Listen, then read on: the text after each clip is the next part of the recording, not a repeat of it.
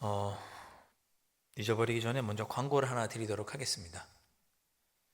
좀 이따가 예배 마치고 좀 쉬셨다가 우리 이태구 장로님 아들 우리 결혼식 갈 텐데 교회에서 4시에 출발하도록 하겠습니다. 개인적으로 오실 분들은 개인적으로 가신데 또 교회에서 함께 가실 분들은 오후 4시에 교회 차로 함께 출발하도록 그렇게 하겠습니다. 자, 개미들 아시죠? 개미 요만한 개미요. 그 개미들의 모습을 담은 다큐멘터리가 있습니다. 뭐 그런 거 많이 있죠. 개미들의 모습을 담은 다큐멘터리가 많이 있는데 이 다큐멘터리를 보신 분이 그 다큐멘터리를 보고 소감을 적었어요. 이분이 개미 다큐멘터리를 보는데 가장 눈길을 끌었던 것이 있었다고 합니다. 뭐 개미에 대해서 이런저런 뭐 생태에 대해서 잘 보여줬는데 가장 눈길을 끈 장면이 그 다큐멘터리에서 개미들끼리 전쟁하는 장면이라고 합니다. 개미들이 무슨 전쟁을 하려나 그러실지 모르겠는데 개미들끼리 전쟁을 합니다. 처음에 어떻게 시작이 되느냐, 길 가던 개미 2-3마리 사이에서 그 물고 가는 그 먹이를 먹으려고 시비가 붙는 거죠. 그래서 2-3마리가 처음에는 싸움을 시작한다고 합니다. 그러다가 1-2마리씩 늘어나더니 어느덧 개미 종족 간의 이제 전쟁으로 이렇게 번지게 되더라. 다큐멘터리에 그런 장면이 촬영된 것을 이야기를 했습니다. 그런데 개미들끼리 싸우면 어떻게 싸울까요? 뭐 주먹으로 싸울까요? 물어뜯겠죠.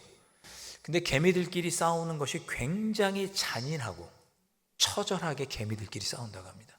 그 작은 개미들도 상대방과 싸울 때는 아주 잔혹하게 싸우는데 항복도 없고 휴전도 없고 오로지 멸종할 때까지 상대방이 다 죽을 때까지 전쟁을 한다고 합니다. 그 다큐멘터리에 그런 장면이 이제 촬영이 된 거죠. 전쟁은 이 개미들 간의 전쟁은 결국 어느 쪽이 더 우세한가? 우세한 개미가 상대방 개미의 굴에 침입을 해서 거기에 있는 여왕개미를 끌어내서 죽이면 그때야 개미들 간의 전쟁이 끝난다고 합니다. 살벌하죠? 예, 개미들끼리도 아주 살벌하게 싸웁니다. 개미들이 주로 싸우는 이유는 먹이 때문인데, 우리 인간이라고 하면 휴전도 하고 타협도 할 텐데, 개미들은 그런 게 없고, 한쪽이 끝장날 때까지 전쟁을 벌인다고 합니다. 참 잔혹하다. 동화책에 보면 부지런하고 협동심이 많고 그런데 실제로 개미들이 전쟁은 매우 잔혹한 면이 있다. 특별히 자기를 낳은 여왕개미가 알을 낳아서 그 알에서 개미들이 나온 거잖아요. 자기를 낳은 여왕개미까지 그 여왕개미가 더 이상 일을 못하게 되면 나이가 차고 늙어서 여왕개미가 일을 못하게 되면 그 여왕개미를 끌어다가 무참하게 뜯어서 죽인다고 합니다. 그게 개미예요. 개미. 욕 중에 이 개미만도 못한 놈 이렇게 해도 될 것 같아요. 네, 칭찬이 아닌 거죠. 근데 이 다큐멘터리에서 아주 인상 깊었던 것은 그 다큐멘터리하고 전쟁을 하는 그 장면에 이런 멘트가 나옵니다. 세상의 생물 중에 오로지 인간과 개미만이 그렇게 잔인한 전쟁을 한다. 그 다큐멘터리에 그런 멘트가 달린 거예요. 세상에서 오직 인간과 개미만이 그렇게 잔혹한 전쟁을 한다. 자, 그 멘트를 생각을 하니까 우리의 삶을 한번 또 돌아보게 되는 거죠. 사실 우리의 삶도 지금도 치열하게 전쟁 중이죠. 우리가 알지 못하는 병균과 싸우기 위해서 우리의 몸은 지금도 전쟁을 하고 있죠. 끊임없이 병균과 싸우기 위해서 전쟁을 하고 있습니다. 그뿐만인가요? 먹고 살기 위해서 끊임없이 전쟁하죠. 기업 간의 전쟁 아니겠습니까? 전쟁이라는 표현이 좀 거슬리면 기업 간의 경쟁 이렇게 바꿔서 말할 수도 있겠죠. 얼마 전에 저는 들었습니다. 4살 고시 이런 말 들어보셨습니까? 4살 1살, 2살, 3살, 4살 아이들도 고시를 본대요. 무슨 고시입니까? 영어 유치원 가기 위해서 4살짜리 애들이 시험을 합격해야 그 영어 유치원에 들어간대요. 우리 영어 유치원에 뽑을 아이들을, 수준이 되는 아이들을 뽑겠다고 영어 유치원에서 시험을 보는데, 그 시험을 보기 위해서 그 4살짜리 아이들이 공부한다는 거야. 그 4살 고시, 7살 고시도 있는데 4살 고시라는 말이 얼마 전에 등장을 했습니다. 4살짜리도 고시를 본대요. 4살짜리도 전쟁하는 거예요, 지금. 자기 삶을 어쩌겠든 간에 살아보겠다고 지금 4살짜리도 지금 전쟁하고 경쟁하고 있는 거죠. 그런 시대를 우리가 살아가고 있습니다. 그 어느 때보다 영적으로도 정신적으로도 타락한 시대를 우리가 살아가고 있죠. 우리의 신앙을 위협하는 온갖 이기주의, 물질 만능주의, 외모 지상주의, 학력 지상주의, 삐뚤어진 인권 사상, 이런 것들 때문에 온통 우리도 악한 세력들과 영적 전쟁을 하고 있죠. 우리는 지금 전쟁하면서 살고 있습니다. 오직 인간과 개미만이 전쟁한다고 그랬는데, 잔혹한 전쟁을 한다고 했는데, 우리도 지금 전쟁하고 있는 거죠. 병균과도 싸우고, 우리의 삶 속에서 치열하게 경쟁하고, 악한 영적인 사상들과도 전쟁하고, 지금 전쟁 중인 거예요. 자, 전쟁을 했으면 어떻게 해야 돼요? 이겨야죠. 지면 어떻게 해요? 끌려갈 거 아니에요. 개미도 여왕 개미를 끌어내서 물어 뜯는 것처럼 우리도 전쟁에서 지면 물어 뜯기겠죠. 전쟁에서 승리하면 어떻게 해야 할까? 전쟁에서 승리하려면 어떻게 해야 할까? 여러 가지 방법이 있겠지만, 오늘 에스라의 말씀을 통해서 우리가 어떻게 하면 이 전쟁을 이길 수 있을까를 한번 생각해 보려고 합니다. 자, 여러분, 에스라 이름의 뜻이 무엇일까요? 에스라의 이름의 뜻은 잘 기억해 두시죠. 참 좋은 이름입니다. 도움이라는 뜻입니다. 도움. 누굴 도와준다 할 때의 도움. 그러니까 에스라의 이름의 뜻은 도움이라는 뜻이에요.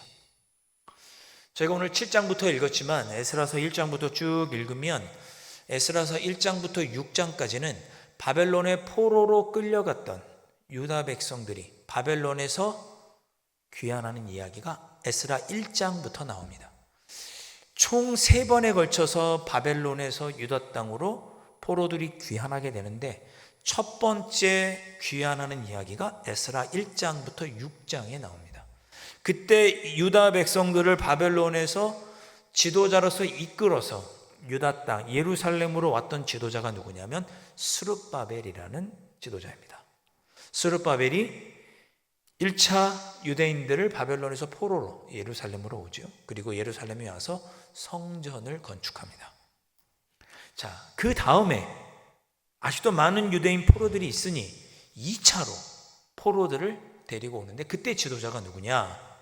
7장부터 에스라 10장에 나오는 2차 포로 귀환자의 지도자가 에스라입니다.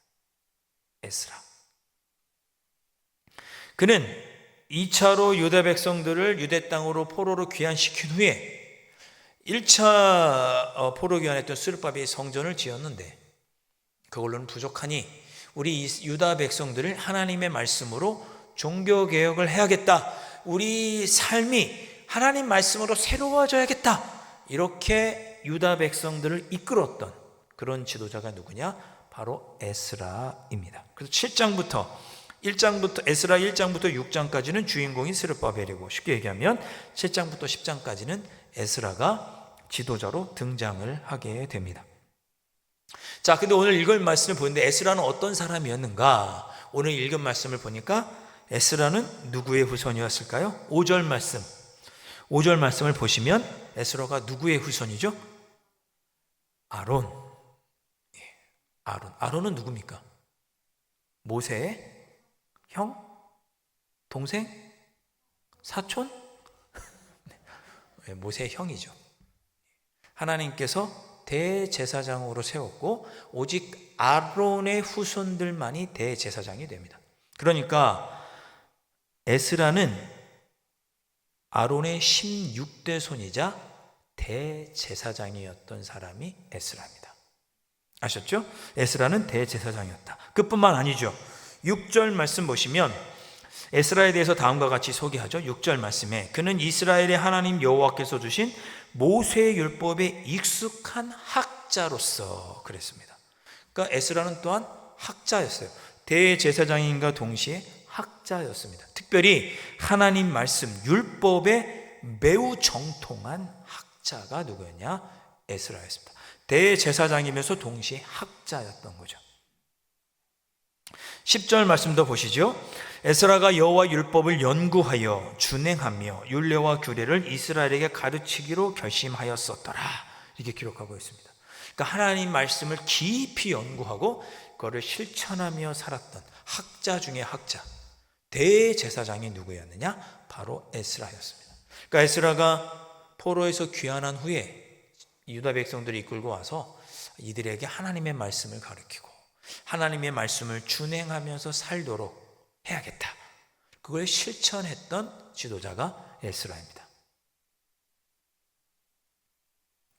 자, 에스라가 유다 백성들을 이끌어서 바벨론에서부터 유대 땅으로 돌아와서 그가 하나님 앞에 다짐한 것이 있었습니다. 10절 말씀 다시 보시면 에스라가 여호와 율법을 연구하여 준행하며 율례와 규례를 이스라엘에게 가르치기로 결심하였었더라. 이 얘기는 뭐냐면 에스라가 보기에 우리 유다 백성들이 하나님의 말씀대로 뜻대로 알지 못해서 살지 못했다. 우리가 죄가 많다. 우리가 하나님 아버지 앞에 죄를 버리고 하나님 말씀대로 살아야겠구나. 이렇게 이끌었다라는 뜻입니다. 에스라는 죄에 굉장히 민감한 그런 지도자였어요. 죄에 굉장히 민감한 지도자였습니다. 유대 백성들이 하나님 앞에서 죄를 지어서 하나님께 벌을 받아서 우리가 바벨론의 포로로 끌려갔구나. 이제 그렇게 그는 보았어요. 그래서 유다 백성들이 하나님의 말씀을 올바로 알아서 깨달아서 죄에서 떠나 하나님의 뜻대로 살아가도록 유대 백성들을 이끌고자 했습니다. 그런 마음을 가지고 2차로 유대 백성들을 바벨론에서부터 포로로 지도자로서 끌고 나온 거죠. 쉬운 일이었겠습니까? 어려운 일이죠. 힘든 일이죠. 많은 반발도 있고 부딪히는 일도 있었습니다. 이게 에스라와 느헤미야는 한 책이라고 보거든요. 나중에 느헤미야가 또 등장을 하게 되는데 에스라와 느헤미야가 한 책이라고 봅니다. 학자들은 원래는 한 책이었을 것이다. 에스라가 또 느헤미야를 도와서 유다 백성들의 삶을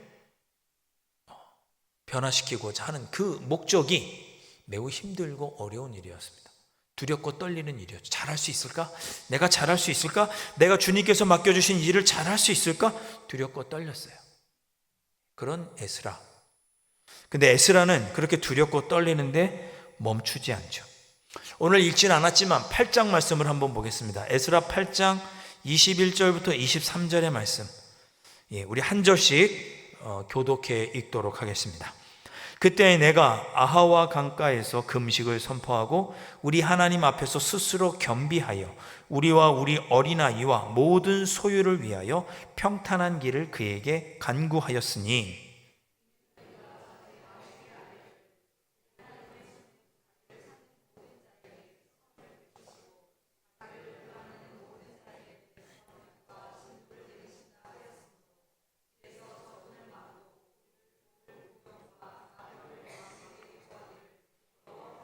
함께 읽습니다. 그러므로 우리가 이를 위하여 금식하며 우리 하나님께 간구하였더니 그의 응답하심을 입었느니라. 아멘. 자, 유대 백성들을 이끌고 포로에서부터 귀환하고 이제 출발하기 전에요. 아하와 바벨론에서 이제 이스라엘 백성들 이끌고 가기에 앞서서 이들을 하나님의 말씀으로 잘 훈련시키기에 앞서서 내가 잘할 수 있을까? 과연 이 일을 완수해낼 수 있을까? 맡겨주신 이 직분을 내가 잘 감당할 수 있을까? 두렵고 떨렸습니다. 그래서 무엇했습니까? 모든 유대 백성들에게 금식을 선포하고 하나님께 3일간 금식을 선포하고 하나님께 기도한 거죠. 참 좋은 지도자입니다. 에스라가. 참 좋은 지도자예요. 자, 이러한 에스라의 모습에서 우리가 우리가 살아가고 있는 이 영적 전쟁에서 우리가 어떻게 승리할 수 있을지 이 에스라의 모습에서 우리가 깨달음을 얻게 됩니다. 다시 한번 우리가 에스겔 7장 6절 말씀, 앞으로 돌아서 에스겔 7장 6절 말씀을 보겠습니다. 6절 말씀 후반부에 보면 그의 하나님 여호와의 도우심을 입음으로 왕에게 구하는 것은 다 받는 자이더니. 7장 6절에 이렇게 기록하고 있죠. 깜짝 놀랐습니다. 그의 하나님 여호와의 도우심을 입음으로 왕에게 구하는 것은 다 받는 자이더니. 이게 에스라에 대한 평가예요. 에스라는 자신의 이름 뜻 그대로 하나님의 도우심을 받는 사람이었습니다. 하나님께서 얼마나 에스라를 잘 도와주셨던지 에스라가 누군가에게 구하면 그 사람이 다 들어줬어요. 다 들어줬어요. 왕에게 구하는 것은 다 받았다라고 7장 6절에 기록하고 있습니다. 에스라가 힘과 능력이 출중해서 유대 백성을 이끌어 나온 것이 아니고 자기는 부족하고 연약하나 하나님 도와주십시오라고 간구했더니 하나님께서 여러 사람들의 손길을 통해 에스라를 도와주신 거예요. 8절 말씀 보시죠. 에스겔 7장 8절 말씀 보시면 에스라가 포로들을 데리고 돌아올 때가 아닥사스다 왕 제7년 5월이었다고 기록하고 있습니다. 아닥사스다 왕 제7년 5월에 예루살렘에 도착했어요. 9절 말씀 보시면 바벨론에서 예루살렘까지 오는데 얼마나 걸렸는지 짐작해 볼 수 있습니다. 첫째 달 첫째 날에 출발해서 5월에 도착했으니까 5개월이 걸린 거죠. 그런데 오는 동안 누가 도와줬겠어요? 하나님께서 도와주신 거죠. 9절 말씀에 뭐라고 기록하고 있습니까? 하나님의 선한 손에 도우심을 입어. 하나님의 선한 손에 도우심을 입어 안전하게 우리 유대 백성들이 예루살렘에 도착하게 되었다라고 고백하고 있습니다. 우리가 영적 전쟁에서 승리하려면 어떻게 하면 되느냐? 누가 도와주시면 돼요? 하나님께서 도와주시면 승리하게 될 줄로 믿습니다. 아멘. 방금 전에 읽었던 에스라 8장 22절 말씀도 한번 보시죠.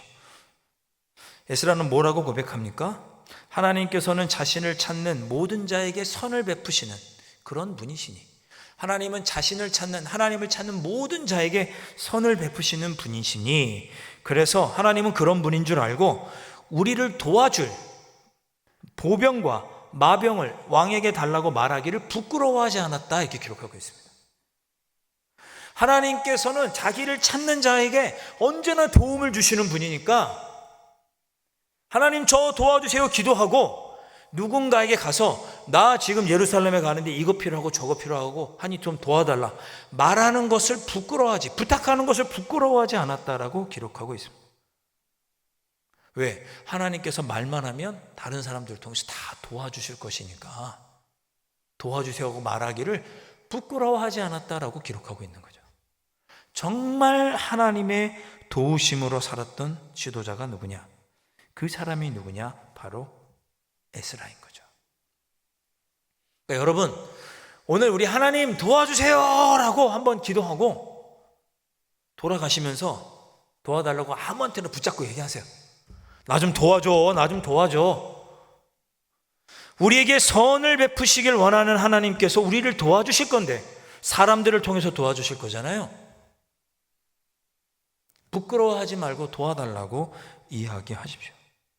직장 동료에게도 이야기하시고 남편에게도 이야기하시고 아내에게도 이야기하시고 자녀들에게도 이야기하시고 이웃에게도 이야기하시고 하나님께서 나를 선을 베푸시기를 원하신 하나님께서 나를 도와주실 것인데 여러 돕는 손길들을 통해서 도와주실 것이니 그들에게 도움을 요청하는 일을 부끄러워하지 마시기를 바랍니다.